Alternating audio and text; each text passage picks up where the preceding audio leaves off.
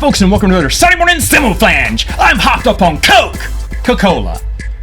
Got a caffeine rush going. Gotta let it go, because I'm going solo, baby. Going solo. Actually, it's not Coke, it's a Pepsi. It's a Pepsi. Just to come clear, it's Pepsi. Hey, good news. As of this recording, I don't have it yet, but I hear it's coming in the mail. I am getting Crystal Pepsi. Yes, Crystal Pepsi is back. It is only in Canada for some reason, I guess because it sells really well there. And for its 30th anniversary, they brought it back. I'm so excited. I sent out all points a bulletin alert on my YouTube channel for anyone in Canada to search their local stores, grab me a few, and I would provide my address. Didn't have to do that because within an hour or so, someone reached out, contacted me. He's like, hey man, I got friends in Canada. I am talking to them now. And then a few minutes later, bingo, they got it. What's your address? I gave him the new address. He's like, coming. And I was like, awesome. And I was super excited. So that is coming in the mail. Should be, I'm hoping, it may be next week until it comes in. It may not be this weekend. But if it came in this weekend, I can't wait. I was so excited. I drank a regular Pepsi, one of my wife's regular Pepsi cans that she has in the fridge right now. Man, that's another thing. Caffeine. Whew, those Coca-Colas, they're getting expensive now. They used to be $2.50 a pack. Then they went to $3. Then they went to $4. And then suddenly they're $6 now, $7 for a 12-pack. I was like, what is going on here? And every once in a while you can get a good deal on them, but lately we haven't gotten one. And they admitted to raising the prices because inflation, baby, it's everywhere. But woo, they've raised them up really high. And I think my wife and I are going to be swearing off Cokes and Pepsis for a while unless we can find a good deal. Which we did for 4th of July, and we're kind of running low on those packs. But I'm not someone who needs a cola every once in a while. Yes, a Zero Cola, a Pepsi Zero, Coke Zero, Dr. Pepper Zero, you name it. That is kind of my sweet treat. I don't really do candy and stuff like that. So, and I'll do a regular Coca-Cola too, but that is my one dessert, if you will, for the day that I'll have at the end of the day. I don't do a lot of sweets anymore. Just because I'm trying to eat better. But anyway, let's get to the topic at hand, shall we? Folks, this is an idea that I had that no one seemed to be excited about, and I just remembered it the other day. I wrote down these notes for best straight-to-DVD sequels. I had this idea when I was watching I was talking to someone about, you haven't seen this? Oh, it's excellent. It's much better than the sequel, or any sequels. You should watch the direct-to-DVD sequel here, and I told him about it. And yes, this particular movie I'm talking about is on my list, why I'm trying to avoid the title at the moment. But then I thought, hey, how many excellent direct-to-DVD good sequels are there? Off the top of my head, I thought of 4 immediately. And then I thought of a 5th one, but I was like, I'm not really sure how I feel about that one. Let me check my notes. And when I checked what people said online, there's 2 that everyone said that I've never seen. Wrong Turn 2, which I've never seen, but everyone says is good. And then Lion King 1.5, which I have seen, and I don't like Lion King, so I didn't care about 1.5 either. But you do hear a lot of people's top 10 will have that. Mine, they're not on there. I've seen Lion King one, but I've never seen the Wrong Turn one. But, and there's another one. Universal Soldier, I think it's called Regeneration because Van Damme came back for it. And supposedly it was really good, but I don't even remember the first Universal Soldier. I probably saw it, I just don't remember it. So that is not on my list either for top 5. It's a very limited list here. I do want to preface this, though. There are 2 movies that I feel should or might have made this list. I just wasn't too sure if they were good. I remember them being good. These are my honorable mentions, so to speak, is Starship Troopers 2. The acting is terrible. The story is very good, if I remembered, and the CGI was kind of bad. But I thought, man, if this had a little bit extra money and some better acting, this would have been a great sequel. And I want to say it was 2. I don't think it was 3. Casper Van whatever from the first movie came back and reprised his role in 3 because he did not have any other roles to do. And I don't remember liking that one that much. But 2 I remember liking. And if anyone here has seen Starship Troopers 2, you may say, Matt, I think you're insane Coco crazy because that was a terrible movie. Or you can say, Matt, you were right. That was a great movie.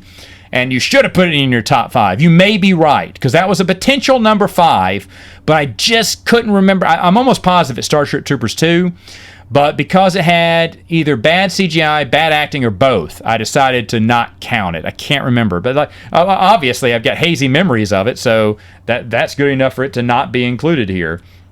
The other one I didn't have on here is one of the Hellraiser mini sequel DVDs.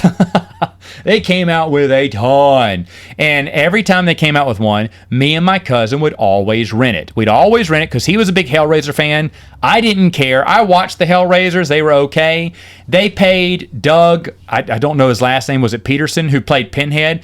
In the direct-to-DVD movies, they really only paid for him to show up for one day to film. So he got his big paycheck and went home. He only dressed up as Pinhead once.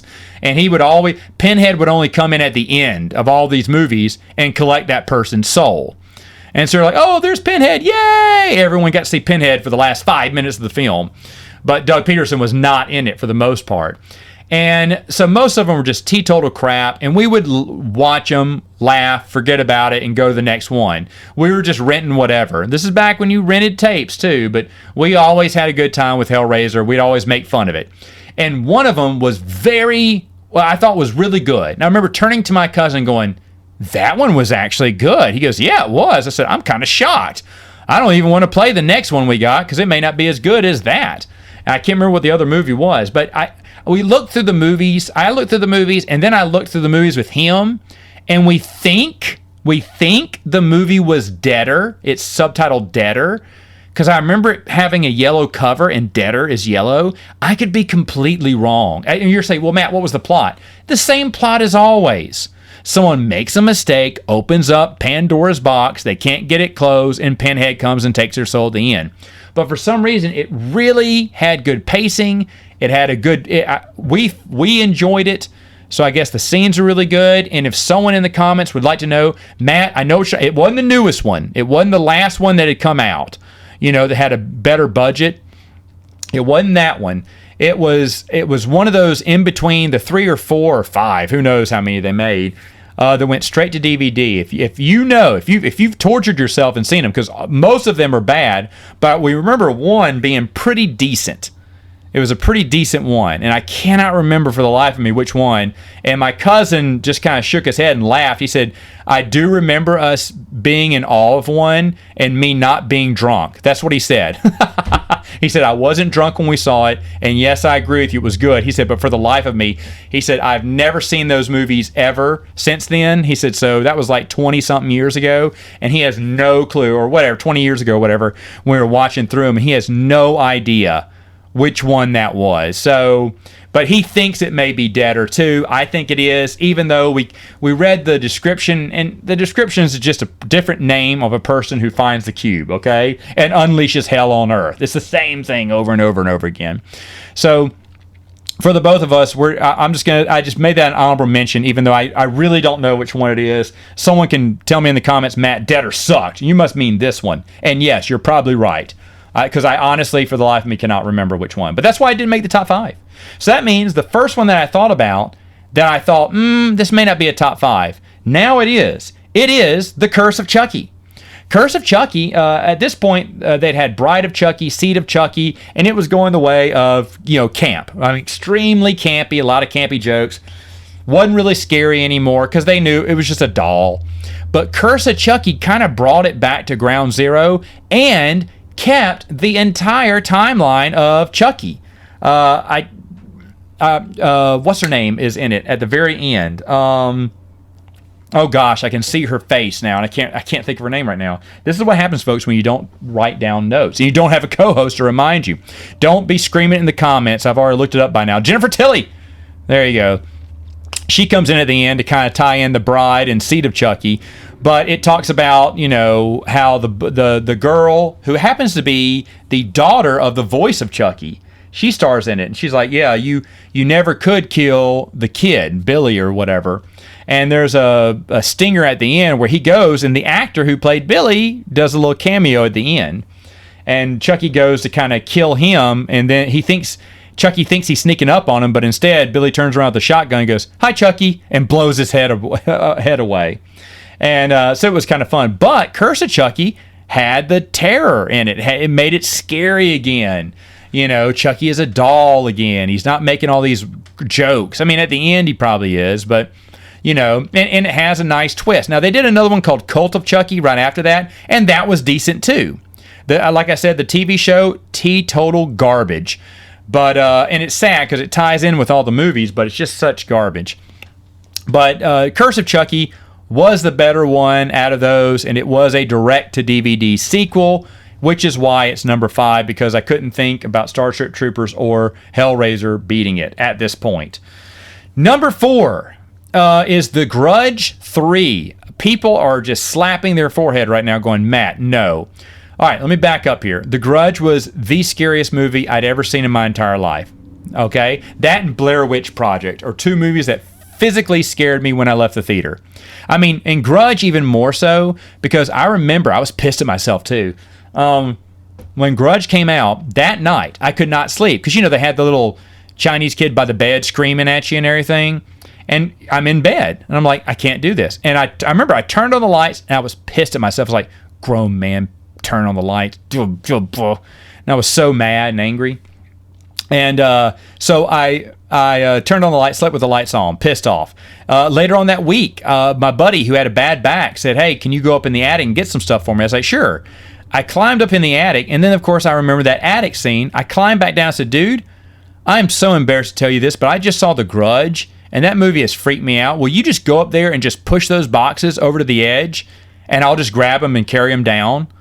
And so that's how we did things. See, I was just scared to be in the attic because of that stupid movie.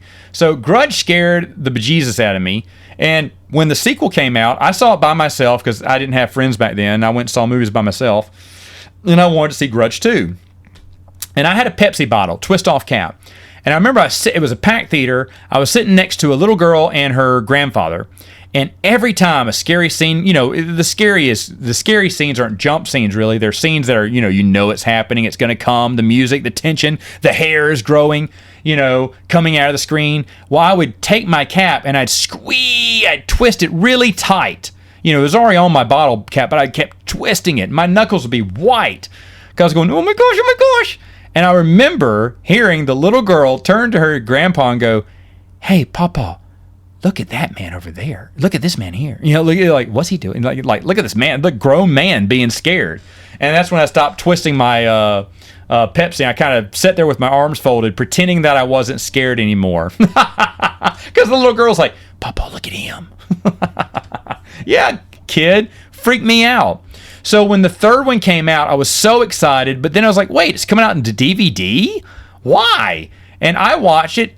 Sure, it's not as good as the first 2, but it's still a decent one, and it still freaked me out. And I remember my wife and I were fairly newlywed at this point, and we watched it. I was freaked out, and I went down our hallway bathroom to go to the bathroom.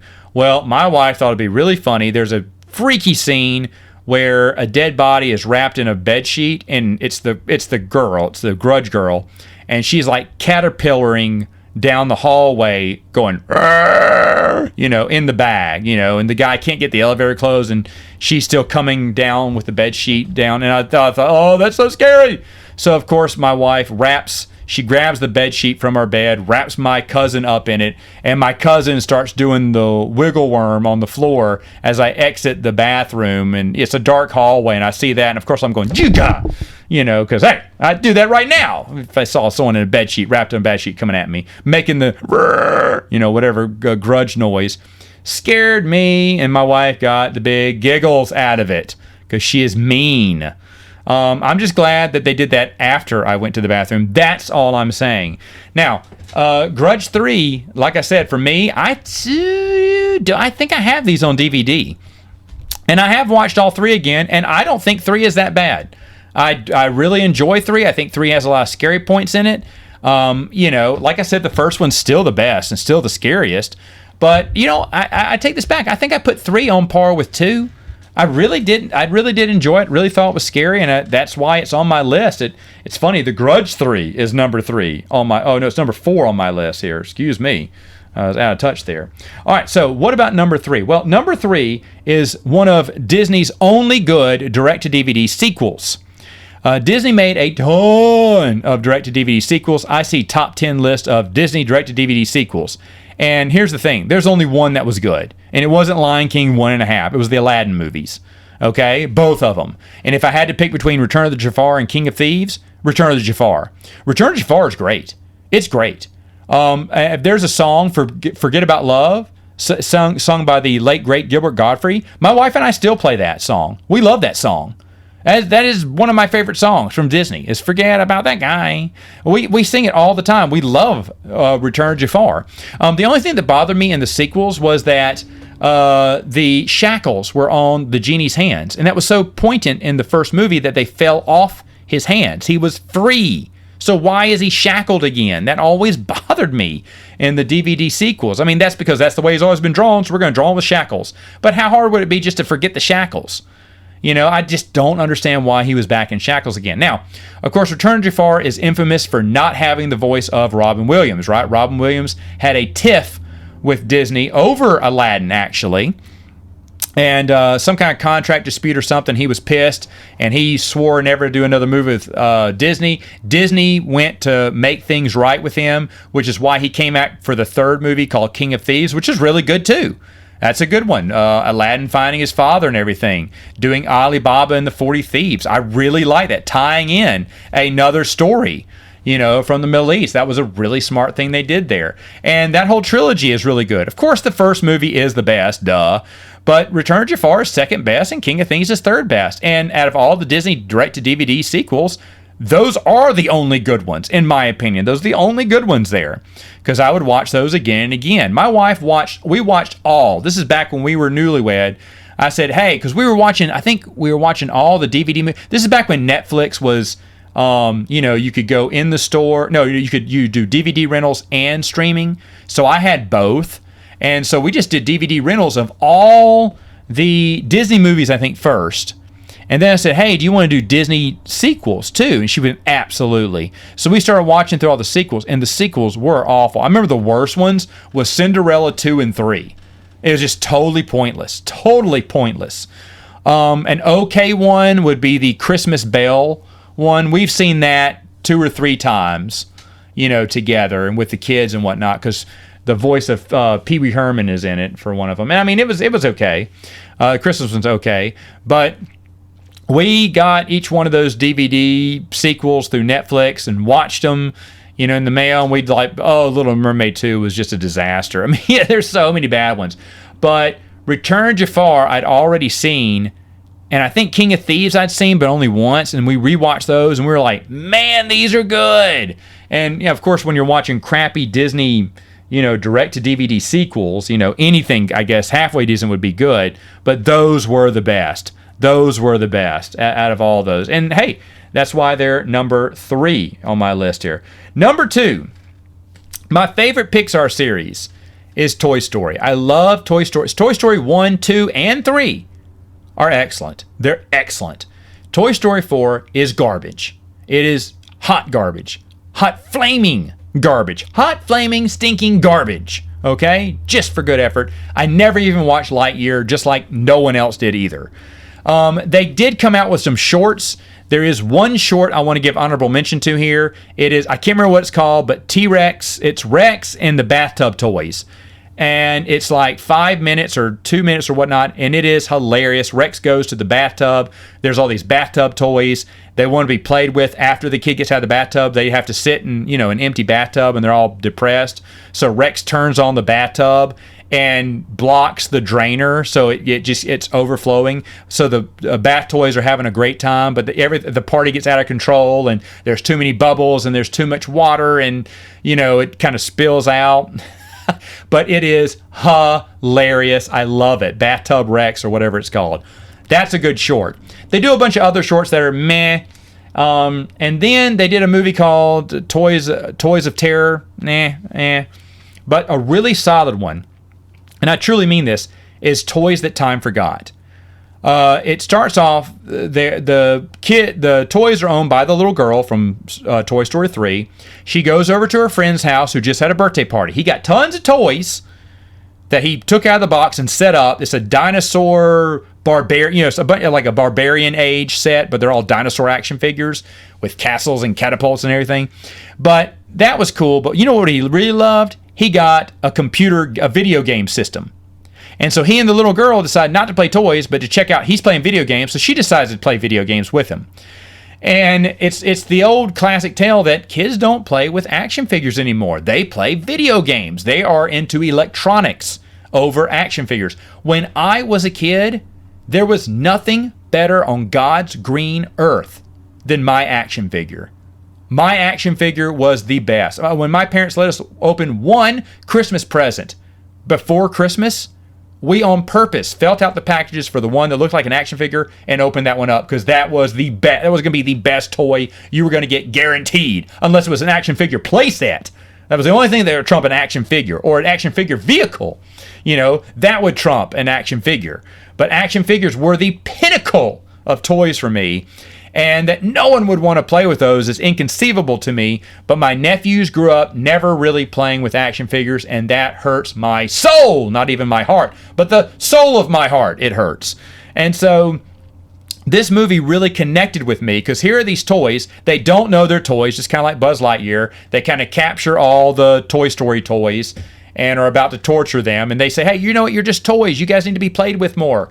Well, through certain happenstances, they end up underneath the TV counter or whatnot, and they accidentally unplug the video game system. Now, because it's behind a big entertainment system, the kids can't reach under there and plug it back in. In fact, they don't know what's wrong. They just know the video system crashed. It doesn't work anymore. So they decide to, give up on it, and the girl goes, hey, you want to go play with toys? He went, okay. And they go into the other room, they play with toys. And then, of course, these dinosaur action figures, they finally get played with, and they see the joy of being played with by a kid because their imaginations are endless and yada, yada, yada. And so then they ask forgiveness from the regular toys. They're friends again, and they'll see each other another time. It's like an hour-long movie, maybe an hour and a half. Maybe it is a full feature-length film, or maybe it's just 45 minutes. I can't remember, but it is so good that after watching, because I'm a Toy Story fan, so I bought anything that came out. So when Toys That Time Forgot came out, I said, done, buying it. I didn't think Toys of Terror were that good. I thought the shorts were okay. There's a DVD of shorts I think I bought. And so when Toys That Time Forgot came out, I was like, well, this looks like garbage, but I'll get it anyway because it's Toy Story. I remember turning to my wife and going, that was excellent. I said, that's, if they were, because at this point, we didn't think they'd ever make a 4. I said, if they ever made a 4, that should have been the story. I thought it deserved a movie release date. I thought it was so stinking good. So, Toys That Time Forgot, excellent. Screw Toy Story 4. I will never watch that garbage again. It's crap. I will watch the first 3 and Toys That Time Forgot because it's excellent. But that is not my numero uno, folks. Everyone should know this who knows me. It is obviously Tremors 2 to be specific there. Again, watching Tremors 2, I did a podcast on Prince of the Universe about Tremors, but Tremors 2 is the pinnacle. It is better than the original, in my opinion. I love it. Fred Ward and Michael Gross come back. Kevin Bacon's not there, but he's not there for a reason because he had a happy ending. In fact, the writers even said they could have brought Fred Ward back, but since they gave him a girlfriend, someone to marry him off, they said, okay, there's no purpose in bringing him back either because he's living happily ever after. The joke was that Fred Ward's character spent all his money poorly, didn't have a girlfriend, and was kind of back to where he started. Whereas, his brother, Kevin Bacon, had a girl, invested his money smartly, and is living good. But it is phenomenal. It's got so much humor. I remember we rented this a long time ago from a video store that said you could rent 7 tapes for $7 for 7 days. And it was one of the last movies we picked up because we did not think it was going to be good because it was a straight to DVD, straight to VHS sequel. And we popped it in first. It was the best movie we had seen. We quoted it for years. We still quote it today. It is phenomenal. Tremors 2, the best one. Now, I will talk about the rest of the Tremors here. Tremors 3 is the third best. one. I remember when that came. I remember Walmart used to have a video rental store inside your Walmart, if you remember this. And I remember I kept checking every day for when Tremors 3 was going to come out. This is back before the internet was that big. And when I saw it, I went ahead and bought a copy. Well, I rented it out first because I think you could buy a copy later on, and then bought it. I was so happy with Tremors 3. I thought it was so good. It is the third best. And supposedly at the time, it broke direct-to-DVD records. I mean, it was one of the best direct-to-DVD sequels. It had made the most money. And Universal didn't know what to do because they thought Tremors was a dead franchise. So what they decided to do was sell the series to Sci-Fi Network, one of their subsidiaries, who it was right up their alley and needed good original content. Michael Gross and a bunch of people from the original movie, from The Town of Perfection, from the first movie, they signed on to be in this movie. I mean, to be in the TV show. But Sci-Fi is Sci-Fi. They screwed up the order in which you watch them. They released them in the wrong order. They kept changing the dates of when it was showing, so no one could figure out what time it was coming on. This is back before DVRs and stuff. And it was really hard to catch on TV. And it faded into obscurity and got canceled after 13 episodes. You can buy it on DVD now, and folks, it is awesome. It's a really good series. Yes, it's slow at times, but it does deliver. There's a lot of funny humor in it, and it is a great TV series. Now, Sci-Fi also agreed to a TV movie, and they were regretting it because they're like, oh man, we spent all this money on the series, and they really goofed on releasing the series, and they didn't want to spend a dime on Tremors 4. It is garbage. This is back when the Star Wars prequels had come out, so everyone thought, hey, let's do a prequel to your favorite movie. And so that's what they did. It's called Tremors the Beginning. They went back to the old Wild West, and it is so cheap. It is such a cheap movie. So cheaply done. It is horrible. It's funny because Michael Gross defends it by pretending it's his favorite Tremors film he ever made. Because he said, I got to play a different character, and I thought it was really good to find out where they came from. You don't find out anything about the worms. It's just the first appearance of them in Perfection. They still don't explain how they got there, which I'm glad. They didn't have to do that. But Michael Gross will defend the movie and say, that was the best one we ever did. No. He knows fans hate that movie, and that is a terrible movie. I rewatched it with a buddy of mine who was like, he watched all the Tremors with me. He watched 2. He agreed with me. He thought it was the best one. He loved 3. He thought 3 was just as good as the first one. I was like, oh my gosh, really? And when we watched 4, he went, oh, this does suck. He didn't believe me. He went, it's probably not that bad. You're probably exaggerating. He's like, oh, this is terrible. And at that point, that was all the movies that came out. It ended on a dud. Tremors 4, the beginning, for whatever reason. But don't worry, they made 3 more movies, a 5, 6, and 7. 5, I'll just kind of run these through really quick here. 5 and 6 both star Jamie Kennedy, who comes in as Michael Gross's long lost son, and is pretty good. But 5 is pretty excellent. I put it. No, I'd put 3 over 5 still, but 5 is really good. It beats 4, but anything beats 4. 4 is the worst one. The second worst one is 6. 6, they went back to being cheap again, even though the movies were making money. Like, supposedly, Tremors 5 made a lot of money for Universal. They greenlit 6, but they said, we're going to give you half the budget, and it showed. It was really bad. And I watch it, but the whole time I was thinking, oh, I hope the series gives us one more, because this is not that good. Because I never want the series to end on a dud, and it didn't. Last year, Tremors 7 came out. That February of 2021, I think. Shrieker Island. They dropped Jamie Kennedy. No hard feelings. They just wanted to go with a different type of storyline, and Jamie Kennedy said he was fine. Not that you need Jamie Kennedy for the series to be great, but they got the kid who's played Napoleon Dynamite. And just to switch up the humor a little bit, I think.